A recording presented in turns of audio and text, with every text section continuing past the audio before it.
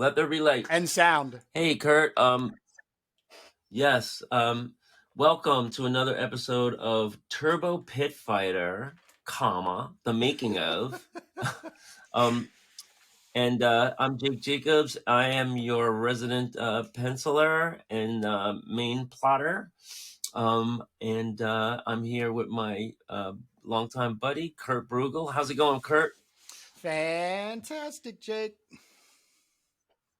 As you can see, we're working on stuff here. I'm working on issue 2, page 15. I'm just about to get started. I have it all done in roughs here, and I'm about to start laying out the pencils. Kurt, why don't you tell people where they can interact and where they can find all of our wares and where they can see all of our previous episodes, so that in case they want to binge everything. Oh, absolutely. So here on YouTube is where we're hosting our podcast. We have been migrating our social media to the YouTube community tab.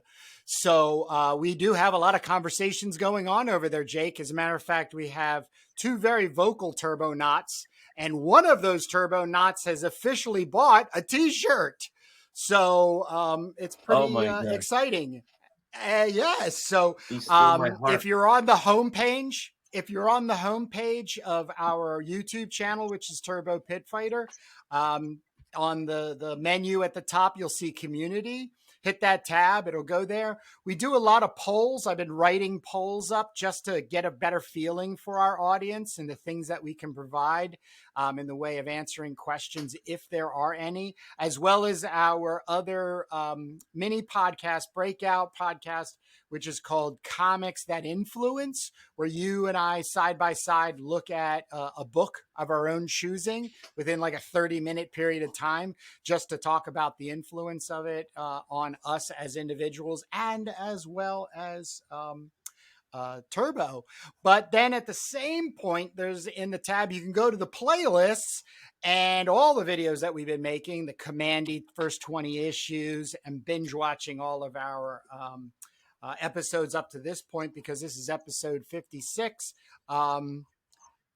Gets you up to speed. And as we've always said, make comments, because almost on a daily basis, if not every day, I'm checking the community tab and the comments section and doing my best to answer them and interact. Righto. So, you mentioned that we did a series of Commandy comics. We did flip throughs and commentary, and we went through every issue of the first 20. So I wanted to show you this. This was something I picked up up in Ithaca, New York. This is the full compiled Eternals from Jack Kirby. This is Jack after he comes back to Marvel from DC, and I guess this was in the 70s, but this compiles everything. There was 18 issues of the Eternals, and I scored this for $15. And it's usually $39.99 is the retail, so I feel good. While I'm on my haul, this is also something I spoke to you about called Godland. And I think you were telling me Tom Scioli, you knew something about him? Scioli, yeah. Because he's one of the members of Cartoons Kayfabe. He's often on there. He's kind of considered the third man in. So, and he also has a channel. I'll put a link in his channel. He does some pretty cool stuff, definitely for any Marvel boys that I know out there that would get a kick out of it. He does like Thor Thursday and a lot of good deep diving stuff. So check it out. I have a link down there. He's highly influenced by Jack Kirby, and so maybe this is worth going over in a breakout. Also, I picked this up while I was up, and so that was only $3. I picked this up for $15. This is Zap the Interviews, and so this was actually put out by the Comics Journal Library, Volume 9, the Zap interviews. And so this goes over, starting with Crumb, of course, and goes through all the classic underground creators. So that's some cool reading there. I, I also wanted to show you this. I got a bunch of these. This was on the way home. We stopped into this discount store, like this closeout store called Ollie's, and they had a lot of graphic novels that I just passed on by. But this caught my eye. This Batgirl coloring book, an adult coloring book. And check out this concept. I don't know if you've seen this. This was only $2. So I bought 3 copies of this because I can sell these to my students pretty easily, at my cost. This is 90, almost 100 pages. And what they're doing is they're just taking the really sharp line art from decades of Batgirl, right? You can see old covers here by Kurt Swan. The first appearance of Batgirl by Carmine Infantino. This would have been 1960, I believe.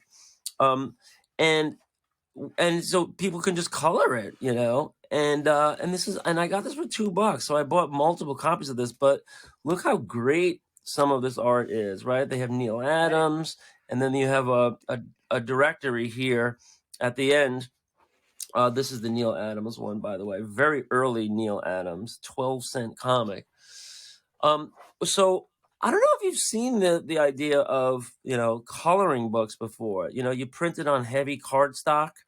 I mean, suppose if we did a turbo coloring book edition, right? I mean, where you just kick everything back to, yeah, right? Like, and then I was thinking, because this just dawned on me as soon as I had that thought, I was like, what if we had people submit their colored pages and took the best ones and made a limited edition out of that? So this is the last thing I'm going to show from my. I think this channel is going to end up becoming a classroom. Yeah. Well, you don't know who's out there, but if you, I know what I see. I know what I like when I see it. This is the last thing I picked up. I did splurge on this, $4. Remember, this is like a closeout place. And so this is probably like $6.99 or something. It's a trade paperback DC Comics Sensation Comics featuring Wonder Woman. And what it is a bunch of different takes on Wonder Woman without any, kind of rules, or without having to be beholden to any of the continuity or anything that came before it. It's just allowing these artists to just go reinvent the character. And guess who I spotted here on the cover? Who's that? Gilbert Hernandez. So I said, wow, let's see Gilbert Hernandez's take on Wonder Woman. So I'm flipping through, and some of these are like realistic, some of these are cartoony. We were just talking before about how Marvel and DC, eventually had to open up to all kinds of creatives. But look at this. Gilbert Hernandez sees Wonder Woman as extremely top heavy on the big muscles, and buxom. So this kind of relates to Turbo a little. Very buxom. It's this classic Hernandez brothers face. Not too much detail on the line work. I'm sure somebody else came along and colored this all, and kind of crude too. Like some of this is a little bit cartoony, but this classic Hernandez brothers face, which is adapted from the Archie comics, obviously. They're going through this story. They're using whiz bang for the typeface, and notice Supergirl by contrast is so skinny. But just a quick flip through of this. It's pretty interesting because you don't usually see Wonder Woman so beefy, right? So bulked up. And even there, it's just her arms, right? This was just a very interesting, weird take on Wonder Woman, but I just had to show it to you. Yeah. So cartoonist Kayfabe just recently reviewed that comic. Oh, really? That book I just did? Yep. They, They did the original oh, two okay. issues that it was in, and yeah, I was actually really surprised. I did not know that DC took such liberties with their character in having Gilbert Hernandez do that, and then B, that top heaviness in the visual of that which is so sacred, Wonder Woman. All right, well, let's just give some update on Turbo, Jake. So, do you want to go first? Do you want me to go first? You say up that you want to catch up on what sequences we're drawing. Yeah, what we're doing, where we're at right Okay. now here on episode 56. I'm doing pencils, blue line, and then regular. For issue 2, page 15. I have it. I have it roughed Nice. out here. As you can see, I kind of went over my pencils with a little bit of marker here. I was going to redesign this, and so this is what it looks like on the final pencils, or at least in blue line. I went over it a little bit with black pencil too. Um, so this is the sequence where Turbo, on the previous page, I can go to here. She just finished this huge battle. They put the spare on the van, and they're getting in, and they're starting to drive. And Trophy Girl notices that Turbo is hurt, and that kind of concern triggers a flashback. Turbo takes her back to the first time that she showed up at the orphanage with Sister Ray, and the feeling of somebody caring for her. And here we see Sister Ray is kind of consoling her. This is just after she lost her whole family, and there's still blood on her face.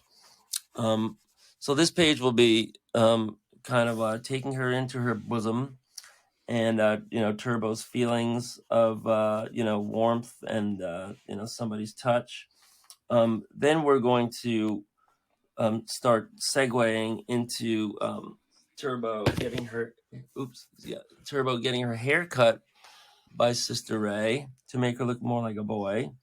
I think we're going to have it where boys are very scarce in the orphanage because they as soon as they're able to hold weapons, they're just taken to various fighting forces. Oh, that's a good So point. yeah, and then that could also tie into the gender war story. If that's going to be in the same world. As you know, I've been writing for a long time a story called Turmoil on the Planet of the Sex Robots. I would change that to Pleasure Robots, but I do have this whole vision of a whole storyline where men and women go to all-out violent physical war. Shortly after the dawn of sex robots. But if whether or not that's in this world, I'm just kind of keeping options open.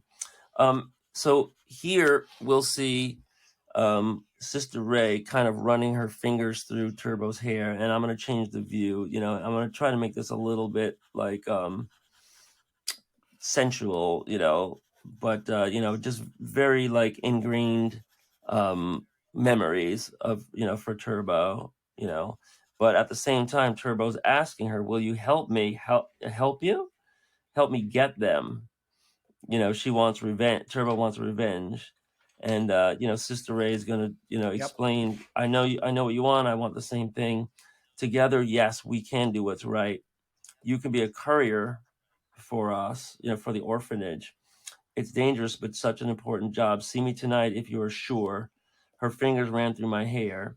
Somebody cares for me. I think I wrote that on the other page, so maybe I can change that.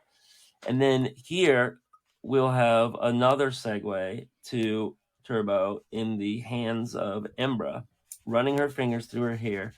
Ember's saying, your hair is so soft, so nice. Will you come back late tonight to sneak me out with you? I swear to God, I can't wait to get out of here. I don't care what happens. no, so yeah, Turbo will say, "You're lucky to have a family and a safe place here." And then she says, "I swear I can't wait to get out of here. I don't care what happens." And then Turbo says, "That sounds familiar," because that's her thinking. Um, I was a little worried that this page is going to be a little crowded because we have panels 1, 2, 3, 4, 5, 6. So I was just going to make the instead of 7, 8, I was going to make this one bottom panel and then kick one panel over to the next page. Here we're going to see in the foreground Ember's mom and dad working with the radioactive gloves on to count all the P's.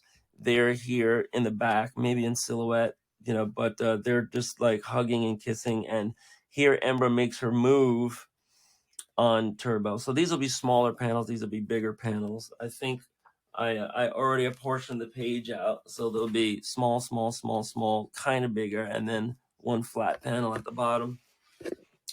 And here Ember's going to be like totally crawling all over Turbo. She's really turned on to Turbo because Turbo is a glower and because she's so unhappy and all the above. And she knows this is her only move. And, she's trying to get Turbo turned on. So I don't really know what the dialogue is going to be there, but that is going to be when Father busts in and says, "Embra, Father, I was just enough lies. We can't leave you alone, even for a moment. We need you watching the cams at all times." Here, Turbo is like wiping her face, and she is in the next page going to be ushered out the door very abruptly. So, this is the page I'm working on in roughs. I'm translating that. Here's the process. I'm translating that into breakdowns here. I'm kind of laying in the text first, and then trying to lay in the images around those text blocks because I want the text to kind of lead the eye in a direction. So here I'm gonna show some other kids in the orphanage and what they look like. Like it's gonna be older kids holding babies and stuff, and they're gonna look like tattered and ratty. But that is my report. That's what I'm up to here. So I see, are working on the Turbo teaser, and you're getting all shady, right? Yeah, I'm definitely throwing down some values. This is page 6. Let me just real quickly like show off. Is that the This teaser is or is that the 6. original? These are the original pages. I still have a little bit of work to do on page 6, but we're doing a breakout video where we're talking about kind of points of improvement, and one of them is my inking in just kind of coming to a place. Here's page 5. Page 4. Page 3. Page 2. Sweet splash page. Then we got page 1.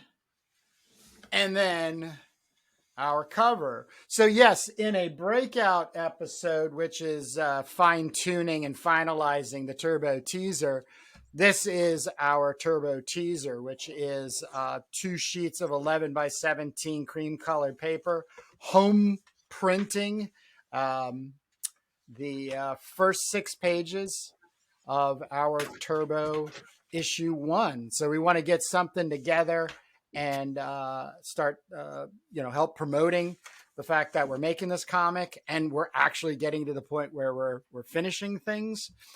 So, and then people can jump in and support us. So we have already in our breakout episode, we have already done basically the cover in the first 2 pages. We have to fill in these text blocks. I just sent you an email with a PDF of all the text blocks that I had from back in the day 20 years ago. Great. And then we will do another update, finalizing the Turbo Teaser #1, where we'll go over my inks and then really put together the final text and be ready to get going.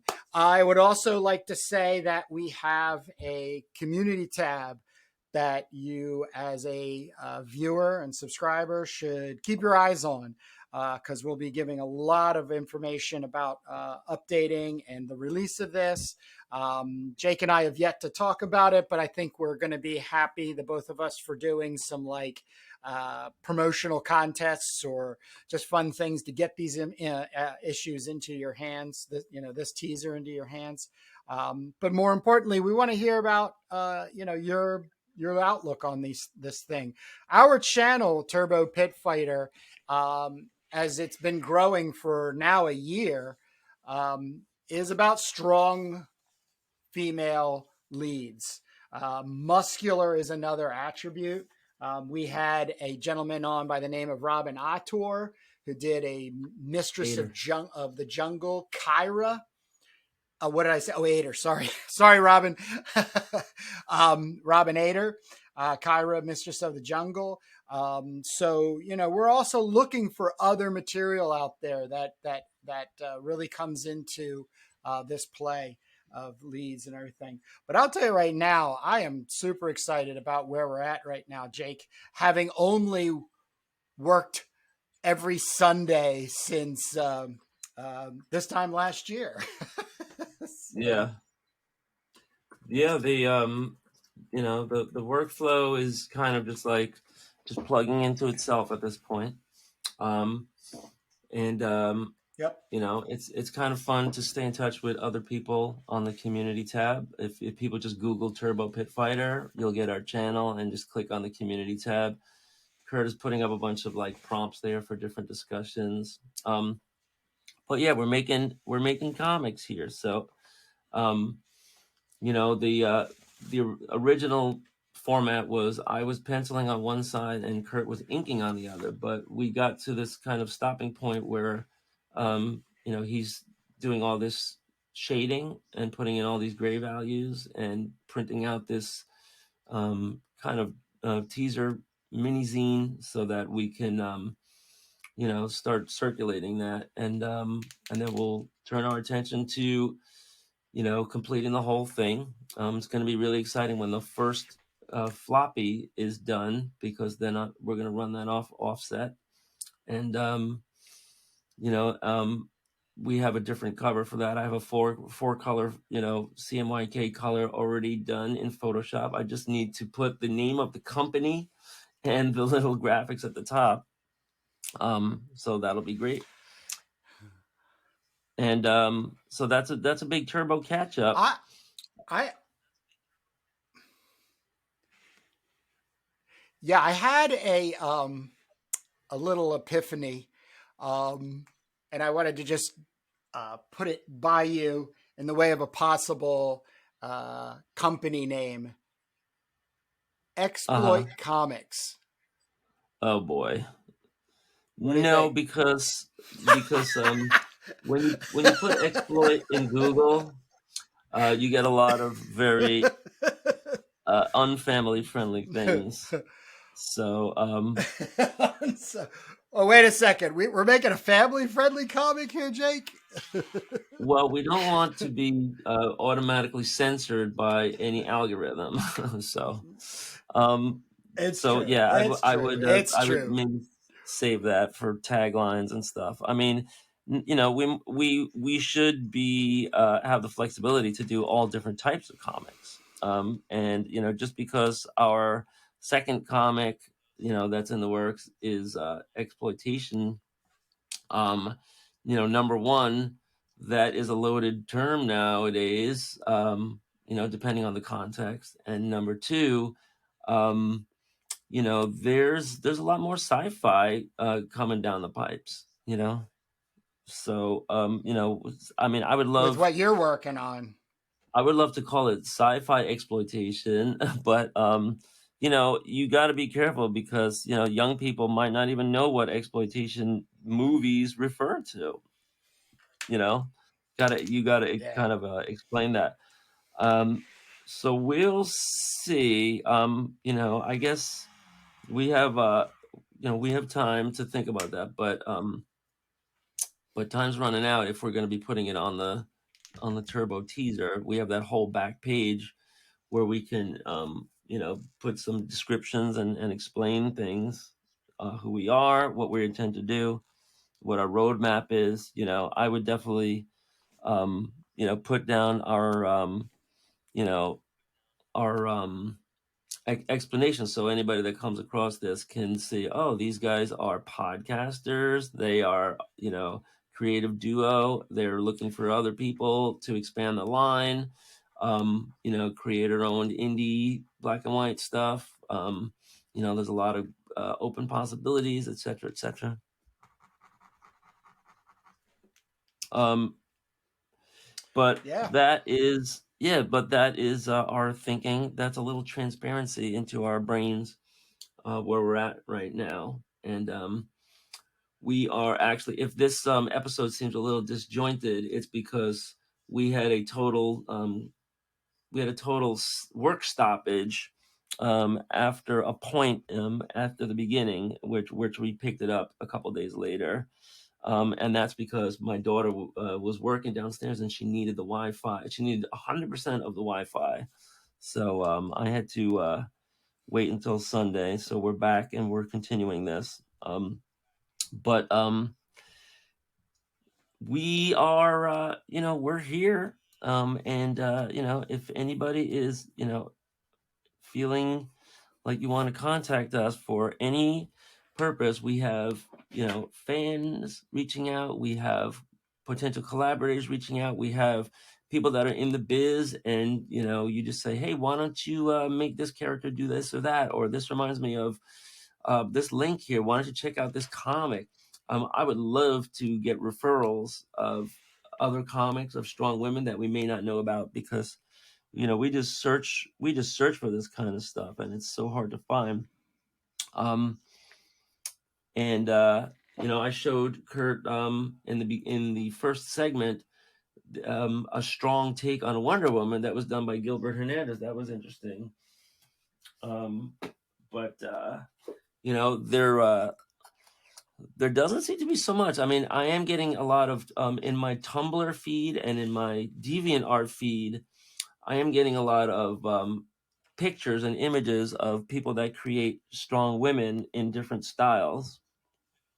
But it's kind of repetitive at this point, and there's no sequential art. There's very little sequential art, which is what led us to Kyra, and maybe we'll be delving into. Oh, I think I lost your video, Kurt. Kurt, you there? Yeah, I'm Oh, here. oh, okay, I got your audio. But Yeah, yeah. yeah, Sorry about this is that. Turbo is about strong women, and in this world that Turbo lives in, there is radioactivity that was dropped on the world in order to kill off a lot of people. And the way that human physiology worked is that the radioactivity actually enhanced some people depending on their genetic predisposition, and we call those glowers in the story.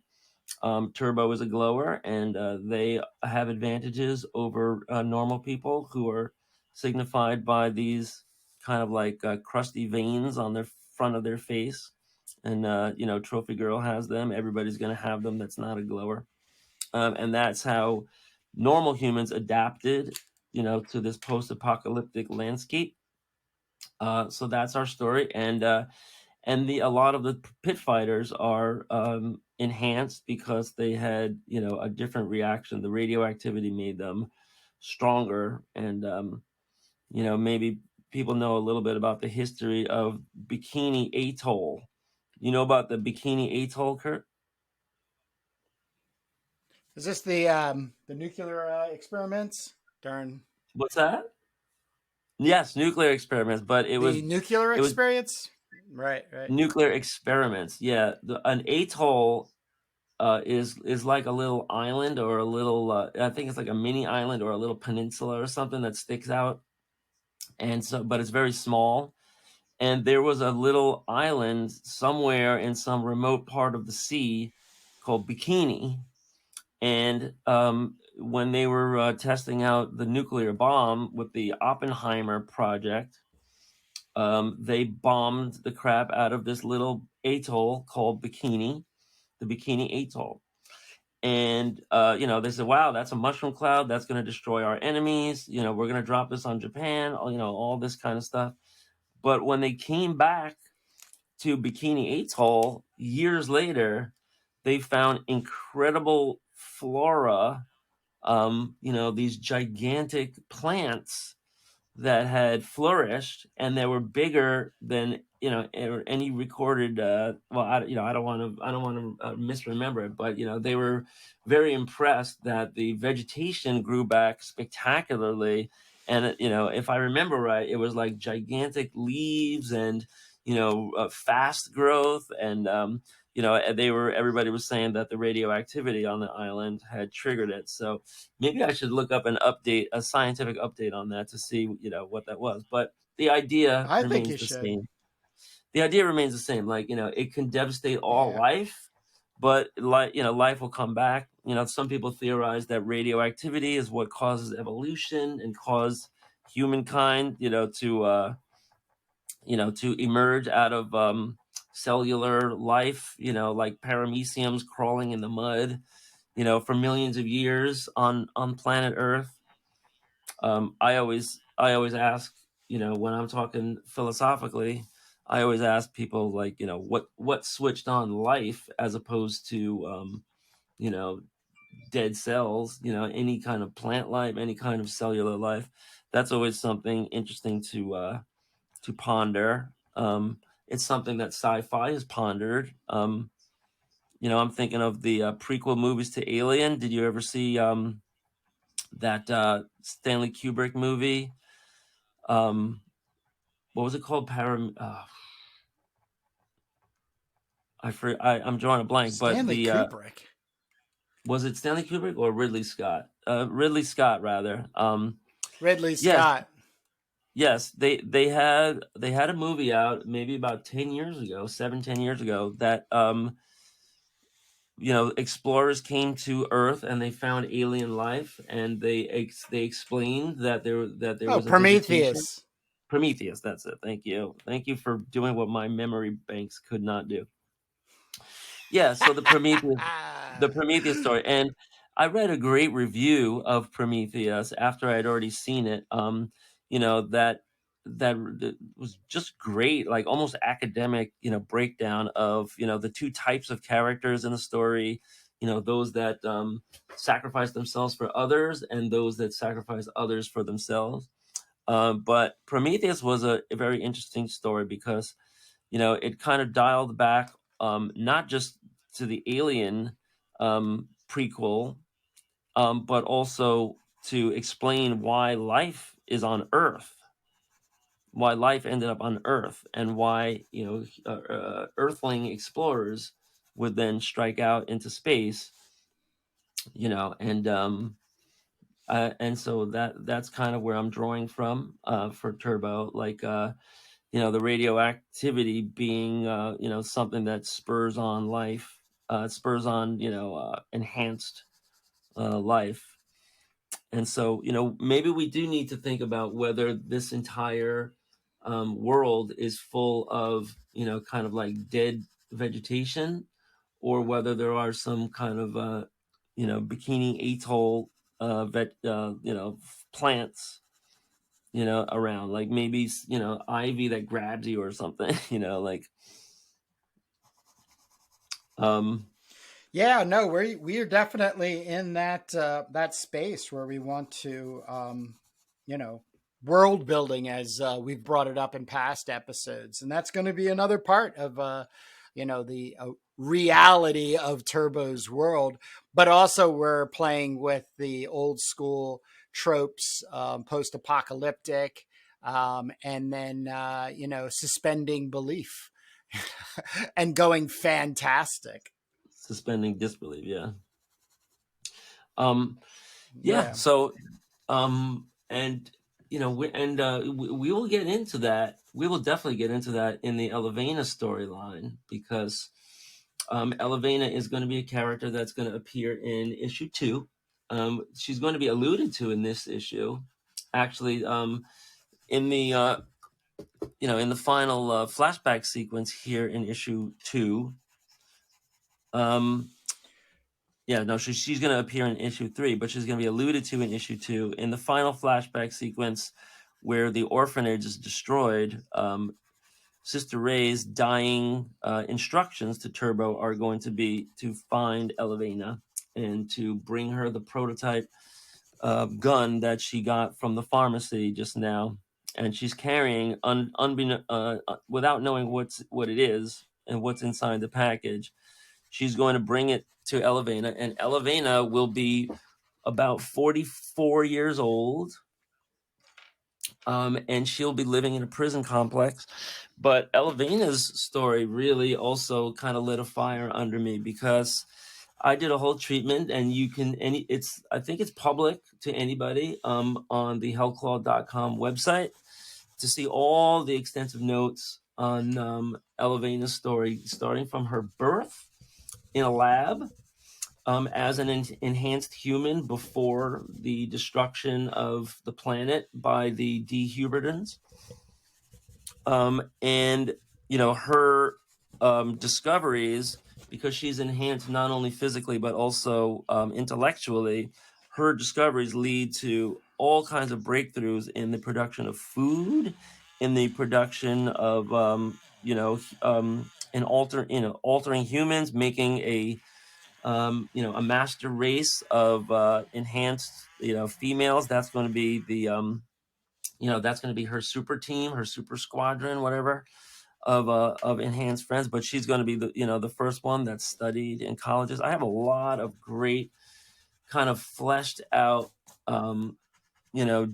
details about the science and her discoveries, and how it actually works, including the discovery of how she can manipulate stem cells to add a layer to the digestive tract of a human so that they can get more out of food and produce less waste.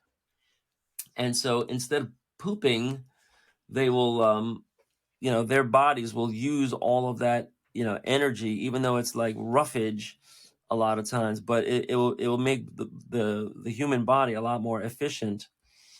And they'll be stronger and smarter and faster and everything like that. And Elevena will be the first person, but she draws a lot of attention to herself as soon as all these things are discovered. And of course, the Russians and the Chinese and everybody are after her. And there are also going to be bad people that find this same technology and enhance themselves.